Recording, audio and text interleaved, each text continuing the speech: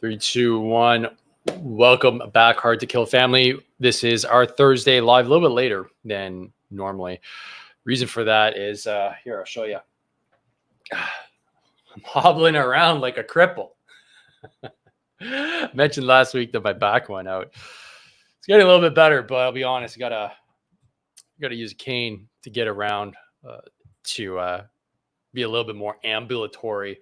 Got a great compliment from a 75-year-old lady while I was taking an old man break, resting on my cane like I used to rest on my rifle when I was exhausted. She's like, "Hey, nice cane." She's like, "Great colors." I was like, "Thanks." She's like, "Yours is a little bit bigger than mine." I'm like, "Yup, a little bit." So it's great to be able to connect with the elderly over canes. I have to admit. So a little bit slow on all things right now, but that's neither here nor there. Let's get right into it. I want to talk about Afghanistan today. Main topics are Afghanistan, but I also wanted to look at what we got here. We've got the interim reconstruction employment measure. Don't know if you guys knew about that, but that's something that came down the pipe the other day. Monkeypox. What the hell's going on with that? A little bit of Bitcoin too. I wanted to share a little bit about that. Track and field in the gold medal win, which I think is a moment of pride, right, for Canada. And then we'll wrap it up with what the hell's going on with the Afghan withdrawal and why aren't we talking about it? And I'd love to hear what you have to think about it as well. So if we dive right into our moment of share and shill, I wanted to highlight some great progress from some of the folks in the Veterans Getting Fit AF community. And if you're new to the channel, I recommend that you hit the subscribe button, turn on the bell notification so you can know when these bad boys are going live.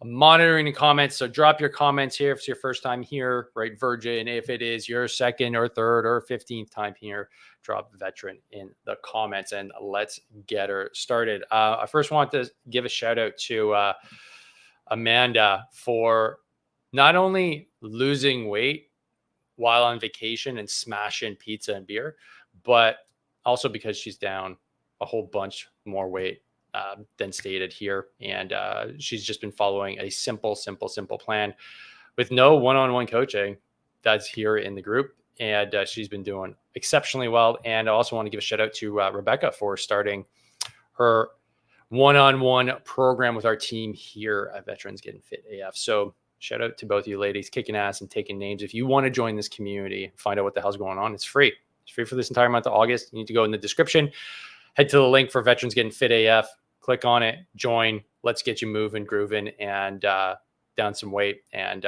dialing in your nutrition, fitness, and all those good things. Love to see you here. So without further ado, let's get into what the hell is going on in veteran land. So Canadian Armed Forces just released this new policy. This is called the interim reconstitution employment measure. So this popped up on my radar on X, and essentially what we're looking at here is a new way to keep forces members in the forces. So this seems to be a workaround from the universality of service. I'm going to read it to you. Today, the Chief of Defense Staff and the Chief Warrant Officer of the Forces introduced the interim reconstitution employment measure. So that's, I guess, the first major policy initiative by the new CDF, Jenny Carignan, to further support CAF reconstitution. The IRM is effective immediately and seeks to maintain and leverage Canadian Armed Forces members' talent, experience, and expertise. Okay, just off the bat, good on them. Good on them. Wish you had done it, I don't know, like 15 years ago, when myself and a lot of the folks, a lot of the troops that fought in Afghanistan, they were beat up and not crippled. But clearly I can still do stuff. I just can't do a ruck march. I can't dig trenches. I may need a cane from time to time. But besides that, I mean, I can still train. I can still train folks. Clearly, that's what I do. I can still be a part of the instructor cadre. But good on him for doing this now, even though it's panic button season. So it's an extraordinary measure that will enable the temporary employment of trained CAF members with permanent medical limitations during the reconstitution period. This measure will be in effect while the CAF reconstitutes or unless otherwise directed. Allowing CAF members within an occupation experiencing a critical shortage or those who hold a required specific skill set to continue their service in uniform on an interim basis in a win-win for members, their families, as well as for the CAF. CAF members currently on a period of retention that will expire on or before April 1st may apply to continue their service in the CAF on an IREM. Their application will be considered on a case-by-case basis. Okay. Now, I guess my concern here is that this may shut the door to individuals that are getting out due to medical releases. I mean, it's not above the Canadian Armed Forces to clearly abuse their power and go against their own policy and directives, QRNOs, KRNOs, whatever you want to call it, to forcibly keep people in. I could see that happening because clearly we have no oversight when it comes to panic. And I'm referencing COVID, obviously. Nobody followed the rules. The highest ranking officers broke the rules. They committed large scale human rights offenses. That's just fact. So would they go and prevent somebody from medically releasing, saying like, nope, you're not able to leave. We're going to keep you. So stay on board. I don't know how far they can go. I guess we'll see. Time will tell, right? Time will tell. My next guess here is that I think they're going to start calling up guys like me, guys like you. Be like, hey, have you thought about coming back and helping out, doing another lap for your country? I think that's likely what's going to happen next. But I'd like to know what you think. Is that what's going to happen next? Do you think they're going to start calling veterans to come give a helping hand? Maybe try and guilt us into being patriotic and doing the right thing for the country. Maybe they'll say they're sorry a little bit. Like, look, things have changed. You know, like a really bad relationship. Like, no, baby, I've changed. No, it's not going to be like the old times. It's going to be better. I've changed. You think it's going to be like that? I'd love to know what you guys think. Drop it in the comments. But with that being said, I completely forgot to mention. That's why I got my Time Out Tribe banner back here. I'm having a sip of some Time Out Tribe Restore out of my Veterans for Freedom mug. If you're not aware, Time Out Tribe, an excellent supplement company from right here in Quebec. And don't hold that against them. They're good people. They love working with first responders and the military. I got a fresh new jug of Restore. This is a hydration pack here. This is their, if you want to call it their Rehydrate formula. I love it. I think it's great. And I'm going to be doing a little bit more in terms of content around that stuff. And if you want to try your own, you go in the description. I got a link there and you get a 10% discount just for being a listener to the podcast. So go check them out. Time Out Tribe. Anyways, I digress. Back to the IREM. So the IREM is essentially the first stopgap method, because I mean, let's be honest. Air had what, 3 years, 4 years, 5 years, and didn't stop the bleed. Like he made the bleed worse. He made it substantially worse. And I don't know, just anecdotally speaking with folks that are still in and they're on their way out, they're on their period of retention, they're toast, man. And I'm talking about colonels, I'm talking about majors, I'm talking about chief warrant officers. Like, I'm not talking about privates, right? You know, if you're listening to this and you are a veteran and you've been in any amount of time, right? If your friends are in, we're all high-ranking officers or NCOs, or at least that, you know, maybe you're a corporal for life, but you have, 25 years experience. You're kind of the lifeblood of the entire Army. And if you're fed up and done, it's not a good sign. So be interesting to see what this leads to, and love to hear what you think about it. Next, I just wanted to cover this because it's kind of like throwing bait into the water. But I don't know what's going on here. But it's trending on Twitter, right? Monkeypox. Okay, cool. I don't know what this is. Obviously, it's some sort of virus that's popping up, and the UN is starting to get a little bit worried about it, and the World Health Organization. We all know what happens when they get worried, right? So World Health Organization declares Mpox outbreak in Africa a global health emergency. WHO Director General accepts recommendations from committees. We all know what happened when he did that. Oh man, I really don't want to have to sit in my house for 3 years. Kind of fed up. I don't know. Are you fed up? Should I even ask the question? Would you comply with a new round of mandates, with a new round of QR codes to go get a coffee, to the little tyrants in your neighborhood getting another crack at it? Boom! We're gonna knock this one out of the park. We're actually gonna complete those gulags and get those folks in there this time. Yeah. Well, moving on. I don't want to spend too much time on that. Look, guys, Bitcoin's in the news because it's kind of a thing. And when we're talking about freedom, right, it's very hard to talk about freedom without being economically, financially free. That is, for me, that is one of my main goals, is to be off the system financially. I want to have FU money. Okay. And I'm building, right? I'm building to get there. One way I'm building to do that is through Bitcoin. And I learned about it 4 years ago-ish. Yeah, just before the last bull run. Completely reshaped how I look at money and the way I look at our economic systems and how we get trapped in a certain way of thinking. And a lot of people have called Bitcoin an IQ test. It took me a long time to wrap my head around what this nerd money was. This magic internet money. Really wasn't tracking. My first exposure to it was when I was teaching. So this is many moons ago. And I remember 2 bull runs ago, I think it went up to $6,000. And I remember hearing about it way early on, right? And that was like in 2010. About this new nerd money that's on the internet. I was like, yeah, that's never going to be worth anything. And then I heard, oh my God, it's worth $6,000. And I talked with a colleague about it.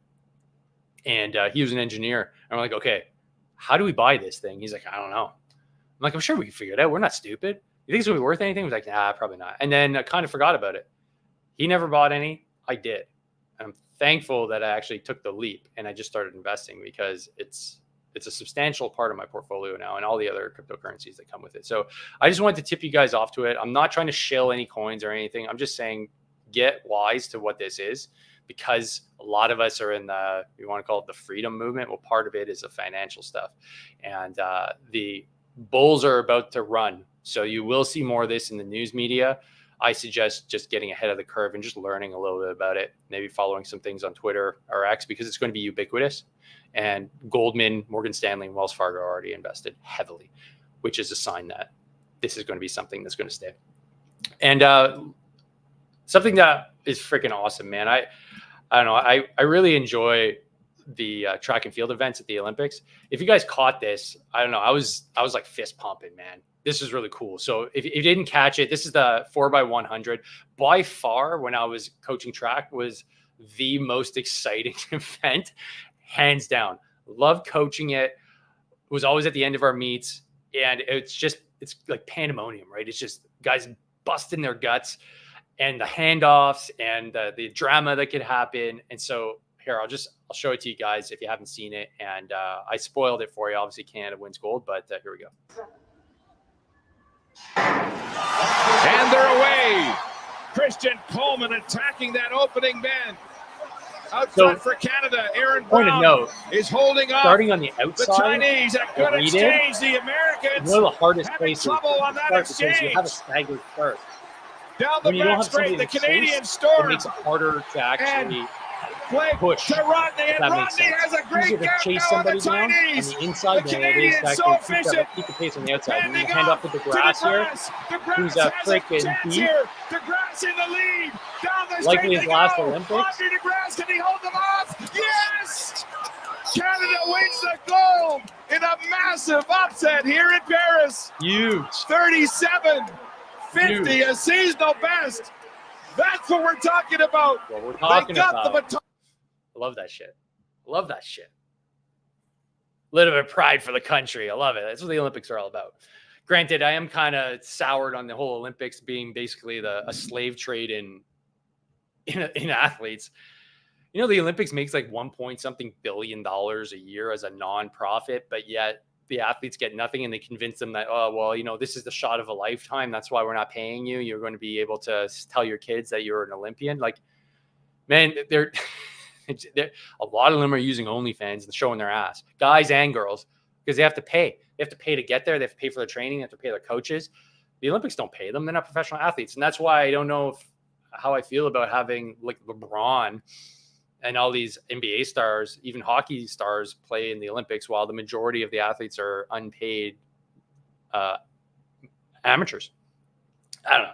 I think that's a whole other podcast, but let's get into the meat of what I want to talk about today, which is Afghanistan. So I want to show you the Canadian Armed Forces Twitter page right now. And if you're just tuning in, welcome. Let us know where you're tuning in from. We're talking about Afghanistan right now because it's the anniversary of the fall of Kabul. Anniversary of the fall of Kabul, 15 of August. This is when the Taliban really flooded into the city, and like to everybody's surprise, except people that were following it, we knew this was coming, man. Like it was obvious. There's no way that the Afghan army was going to hold up. They never put up a fight on purpose because the politics around it didn't make any sense. You wouldn't have either if you knew that you were going to have to be in government with these guys. So Kabul falls, and we've been going at it for almost a year to try and get the government to create a response to get our interpreters out of the country. This is Canada's longest war. I know for most of you, you know that, but this was a huge commitment, massive commitment. We lost 158 of our bravest soldiers, right? We spent God knows how many billions of dollars on this war. We went all in on this war. Like it was the war. But yet at the end, when our responsibility still laid with our staff, our interpreters that were there, they were part of the mission. They wore our uniforms. To leave them there without any support was unacceptable to me and to a lot of folks and a lot of veterans here in Canada and the US. To just not have a plan wasn't going to happen. So it activated me. It activated a lot of us. And if you just take a look at the Canadian Armed Forces Twitter page here. So, I mean, I say the 15th of August was like the fall of Kabul. It's arguable that it could have been earlier or later. Let's just say around the middle of August was when Kabul fell and officially the Taliban took over Afghanistan politically. Look at the Twitter page, right? So foreign policy things, Canadian Armed Forces join for an info session 7 hours ago. Something from, I'm guessing that's World War II. 1945, victory over Japan Day, big day, of course. Some stuff on 5th Division. Keep on scrolling. Stuff on the Navy, clearance divers. What's missing here? Do you see? Do you notice anything? Do you notice anything that could be missing from Canadian Armed Forces Twitter feed? Now, I'm being kind of facetious here. Clearly, I'm talking about the fall of Kabul. Canada had a major part in the war in Afghanistan, a major part of the global war on terror. So why isn't there even a mention? You know, why is it that it's folks like myself, guys like Sean Ryan, podcasters that are the only ones talking about this? It's not in any. We committed more resources than any other time in history. It was the longest freaking war in Canadian history. That should at least elicit some reflection. Should it not? Maybe I'm crazy. I don't know. Am I crazy? Like, drop in the comments, man. But like, what the hell? Like, I don't get how we're not commenting on this. So I just wanted to check Veterans Affairs, because maybe maybe they have something of note for this day.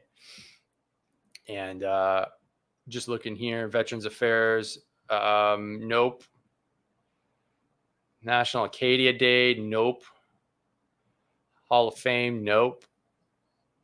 Nope. Capitol Experience, nope. Picture with the minister, nope. Nope.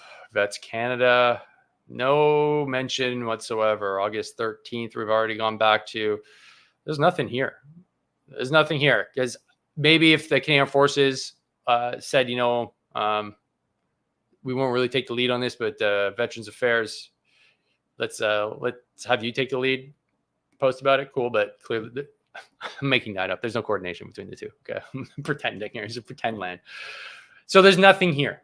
All right. Well, I'm not forgetting about this, because this was something that dramatically changed who I was. It was the middle of COVID. I wasn't doing well. There was this grave situation in Afghanistan with geopolitical consequences that, I left as an LT, former senior NCO, went overseas. What do I know about geopolitics? But I did know one thing that was pretty obvious, that when you have a war and you rely on the locals as your allies and they wear your uniform and you hire them, if you leave and they don't get the chance to be in the stable government that you were supposedly going to create, they're going to be at risk.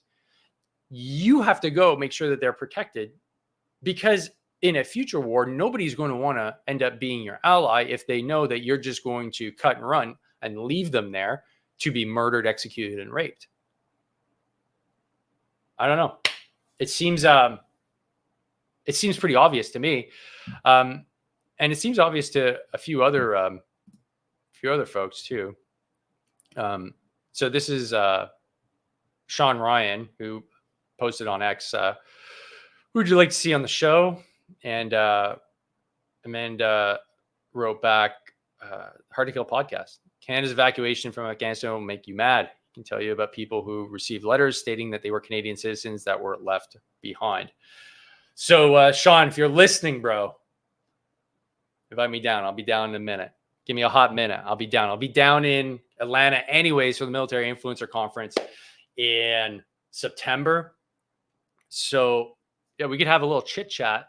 The issue that Amanda here is talking about is I have in my possession literal documents signed, sealed, and delivered by the Canadian government that explicitly said that my interpreter and his family are Canadian citizens and their visa is clear that they can come to Canada.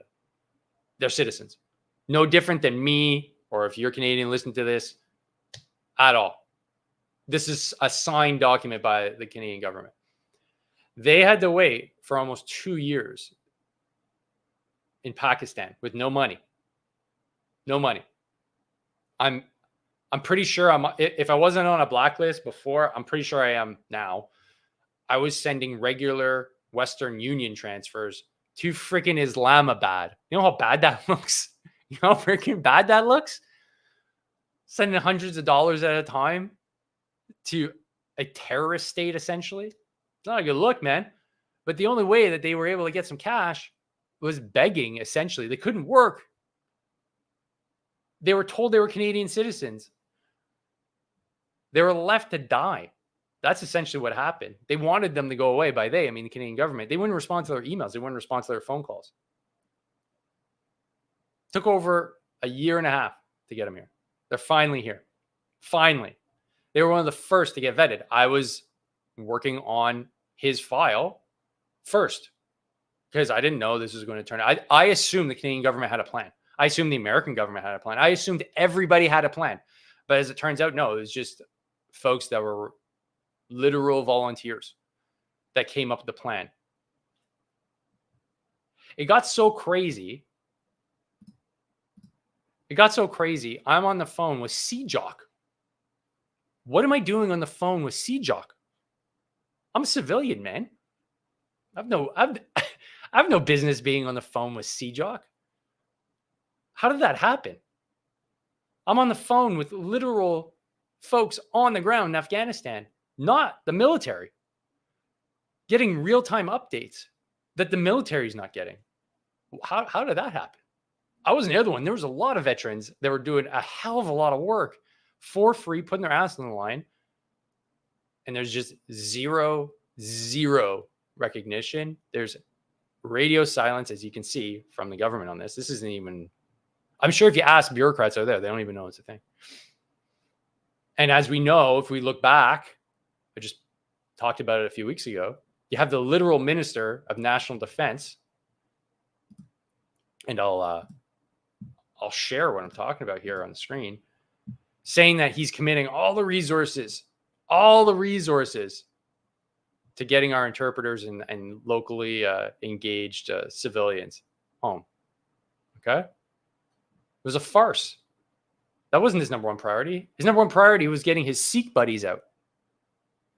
For him, that was more politically expedient. So he squandered resources. That should be a crime, in my opinion. That's treasonous, in my opinion. These guys weren't even Canadian. Bro. I don't even know what to say, man.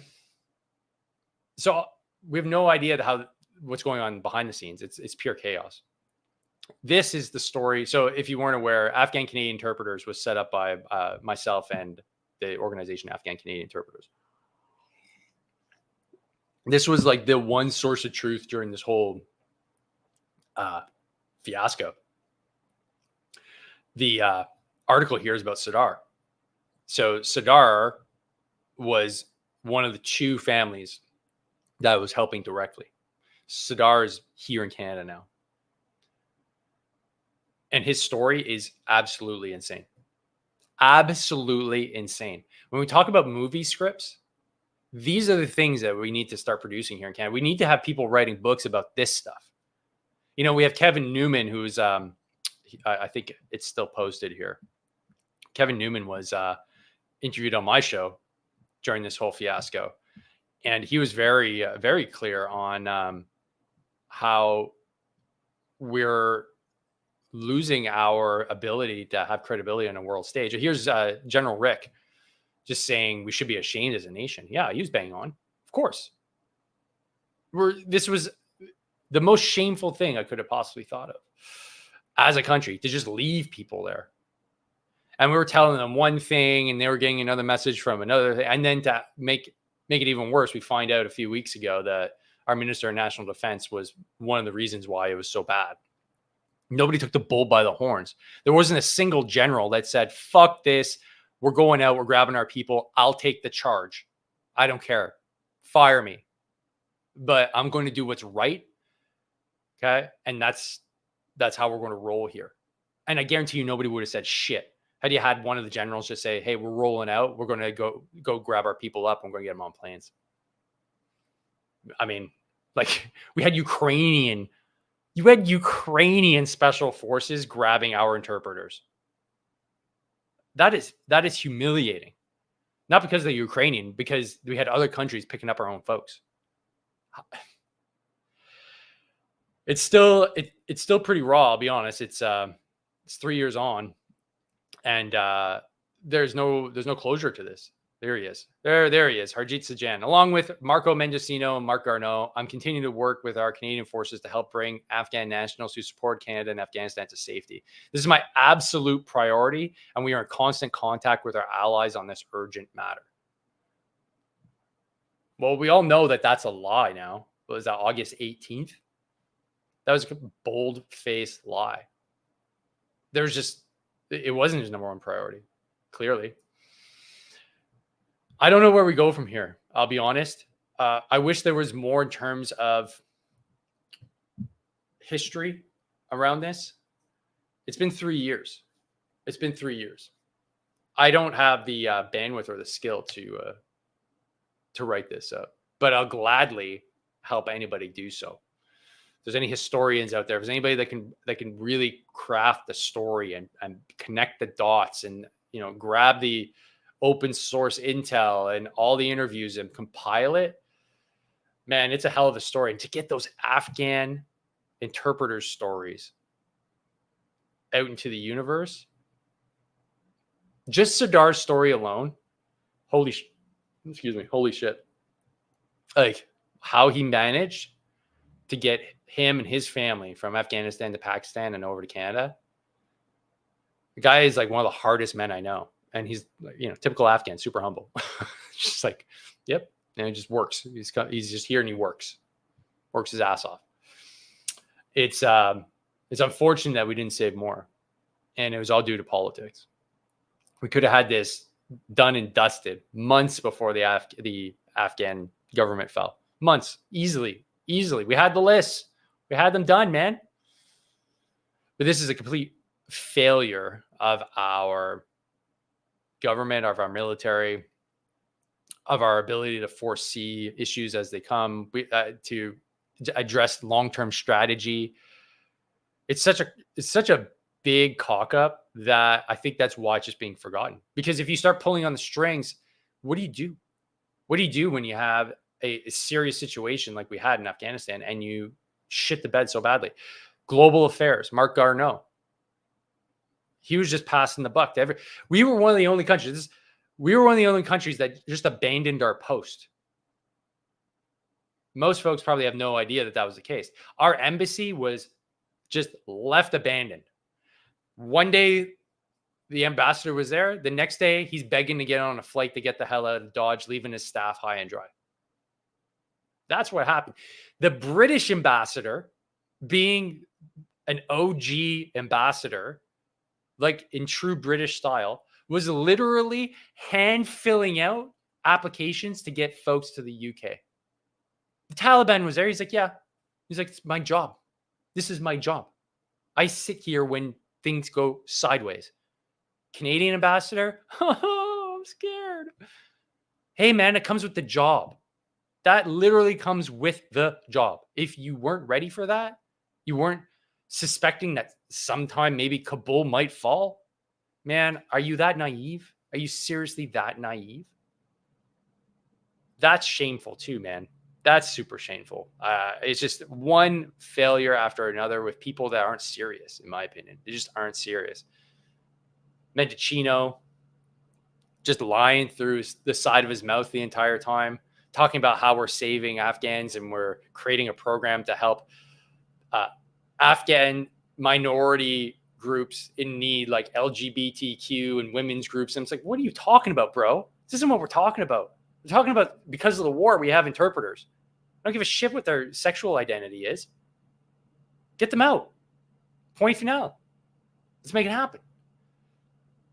And it didn't. Slowly but surely, we had folks come out. And guys, I'm telling you, there's going to be lots coming out in the wash too.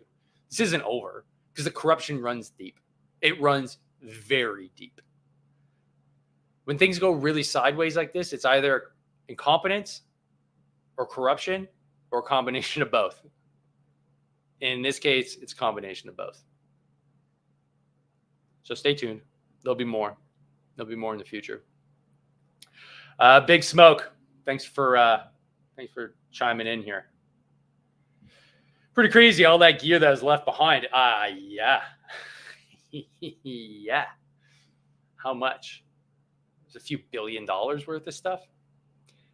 Did you also see there's that private? It'd be good to follow up with that story.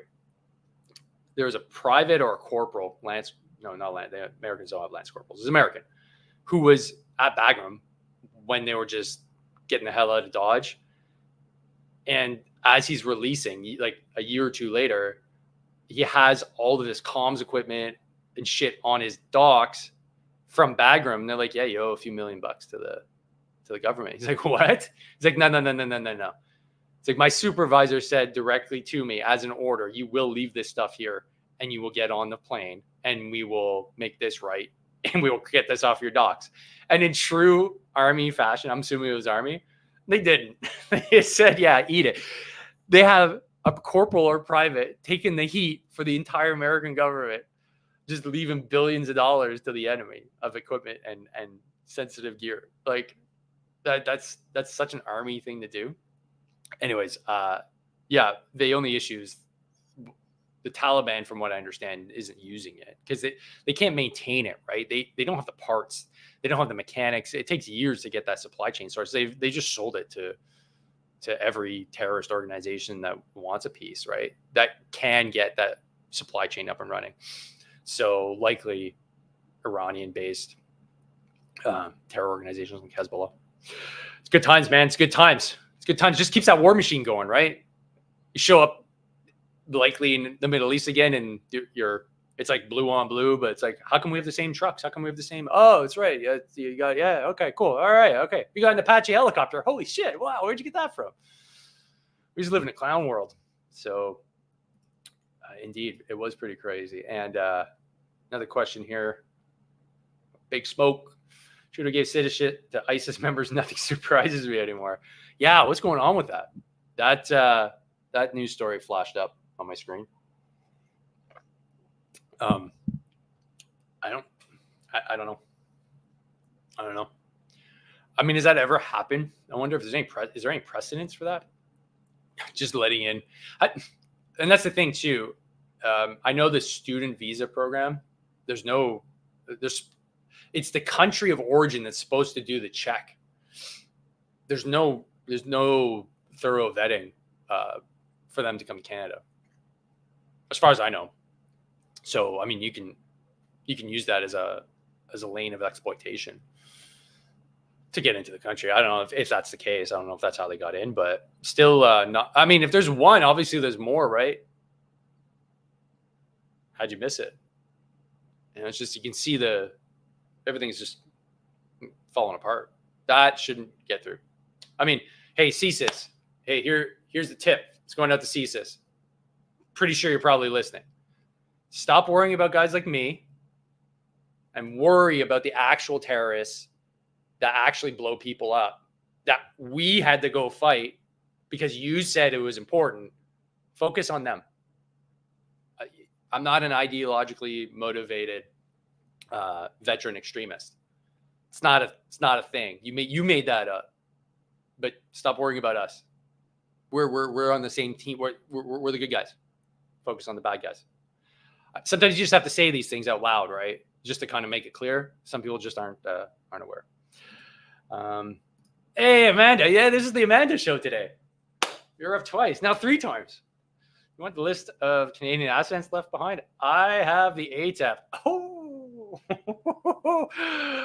I wish you could open up files here in the chat. Why not? Could you send it to me? Could I put it up on the screen? We could do that live. I could share that. Send it to my email. Send it to me right. Send it to me now. I'll open it up.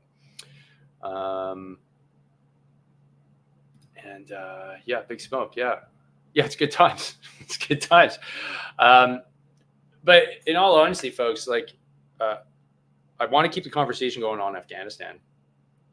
And I don't want it to just linger, because in terms of moral injury, in terms of mental health, for all of us that fought during that war, it'd be a very important step for my sense of well-being if there was some accountability that came out of the Army's mouth and the government's mouth, just a little bit. Accountability to say, hey, that's not on you, that's on me. And every general has a piece of that accountability. Hillier, Natinchik, you name it. Just because they weren't around during the fall doesn't mean that they didn't have a role to play. The letter that came out, I remember the letter that came out from Air, or was it Vance, about the fall of Kabul, didn't lay the responsibility on them. And I wish I could find it. I can't find it in too short a window of time. I'll be all over the place. But what they essentially said was, there's help if you need help. These are trying times. Your mission was not in vain. Yeah, I know that. I think a lot of us know that. You missed your opportunity. We wanted you to say, I screwed up. I should not have let that happen.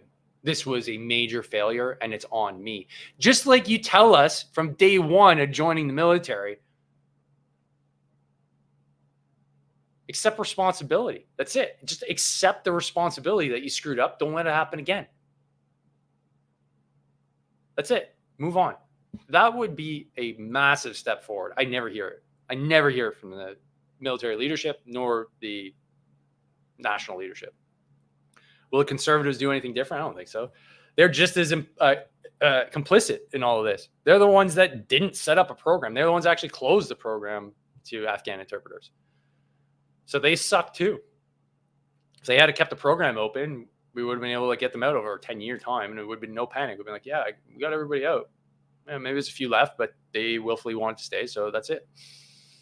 We didn't do our due diligence, and we didn't help those that helped us. And it's a black mark on our military. It's a black mark on our country. Wonder what you have to think. Any Afghan vets that are wondering about how the whole mission came to an end and what it means? Because it's a spiritual question, right? Well, what does it mean? I was having a great conversation with a really good friend of mine. We're talking about post-traumatic stress, and my interpretation and his interpretation of post-traumatic stress are very much in line. It's not that what we saw and what we did over there that really contributes to the post-traumatic stress, or whatever post-traumatic stress is, because it's literally different for everybody. So he brought up a good point. It's like, man, it's like your ability to rationalize what you did is contextual. We did things for the government because we believed at the time that they were right. But then when we saw things were sideways and things weren't adding up, we were gaslit into thinking that, no, this was the right thing to do. But then on the other side, you're having cognitive dissonance because you're like, man, I don't think we should have been there. I don't think we should have done anything there, to be honest. And then I start thinking about like, well, all those homes that we did hard knocks on, and like the families that were scared shitless of us going inside their homes, and like the men and the women, and like, what if that was me? And like there wasn't a win. It was just a loss. So how do you come to grips? Like, thank God I didn't have to take anybody's life when I was there, but those that did, like that is a heavy burden to take on. And it's really the responsibility of the military and the government to say like, hey, this isn't on you. This is on us. We asked you to go. You did your job. We screwed up everything in the back end, and we won't do it again. Something like that would make a whole hell of a lot of difference, because if you're doing things and you're acting in a way that you think is right, I don't think you experience post-traumatic stress. And maybe I'm totally wrong. I mean, like, I'm talking in the soldier context, right? I'm just spitballing here, guys. I don't think you experience post-traumatic stress in the same way, man. I think it's, if you're defending your family and you had to kill a bunch of dudes, I don't think I'd have post-traumatic stress from that, man. I don't know. Would you? I think I'd be able to sleep very soundly at night. If my family was under threat and I murdered the guys that were trying to take them out, I don't think that would affect me really. But it's the lack of recognition, of the government's role in this, that's having an effect on a lot of us, especially if you haven't rationalized with it, right? If you haven't just come to accept it, where it's like, wow, why the fuck do we go there? Why do I feel like this? Like, should I have been there? Shouldn't I have been there? Was this all just a lie? It just made worse when you have a terrible response to a serious situation that just makes it seem like it's a clown show. And when you see everything around you that's a clown show, you recognize that you are a part of that clown show. And that's the hardest thing to come to grips with. And this is nothing new. This goes back to Nietzsche, man. This is 150 plus years old, written down by dudes that are significantly smarter than I am about psychology. Nietzsche was a warrior too. he fought in the Franco-Prussian War, I believe. And he was having the same feelings. He was like, man, we sieged the city, but like I knew I had to do it. I think he was an artillery officer. But then I came to grips with, well, maybe we're not the good guys. And then that's when you start kind of opening up that box, that Pandora's box. Like, oh, wait, what happens if we're not the good guys? Uh-oh. Right? If you listen to Arnold Schwarzenegger's documentary about his life and living with his father, his Austrian father, who was a member of the SS. Was he part of the SS? Either way, he was a Nazi officer. He's like, we grew up in it with a generation of broken men, because all of the officers, like obviously we didn't completely destroy and kill every German officer and soldier. They all went back home. They lost the war. They went back home. But he's like, they drank and they were just defeated men. They were crushed. You know, they recognized all the atrocities afterwards, and maybe some of them committed atrocities, right? That weighs on your soul. And then what do you do then, right? What do you do then? You know, you did wrong. Maybe you thought you were doing right. That's, I think, how most people start out. So that's just what we're dealing with here, I guess. But I appreciate you guys tuning in. Thanks, Silver Links, for throwing up the tri-slash. Is there a word for that? The diagonals. Appreciate it. And folks, appreciate you tuning in. Don't forget, go check out your Timeout Tribe Restore. Head to the link that's in my description. They are a great Canadian company putting out great Canadian supplements. Tune in every Thursday.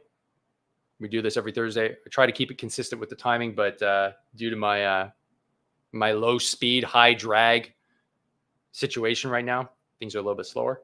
And before we wrap up, we got one more comment. All wars are rich man's game. Cheers, brother. Yeah, man. Yeah, the only war, I mean, I think that's justifiable for me now is a big red machine comes over the Arctic and starts deciding that they want to poke around in their backyard. That's a no-brainer. Any others? I don't know.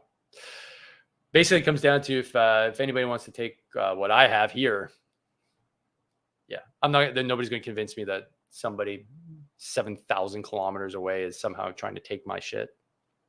Yeah, it's not going to happen. So thanks for tuning in. Thanks for the comments, folks. Always appreciate the love. And don't forget to like, subscribe, share with your friends. And we'll be right back here next Thursday. Enjoy the rest of the week. Enjoy your weekend and train hard, fight easy. See you next one. Peace.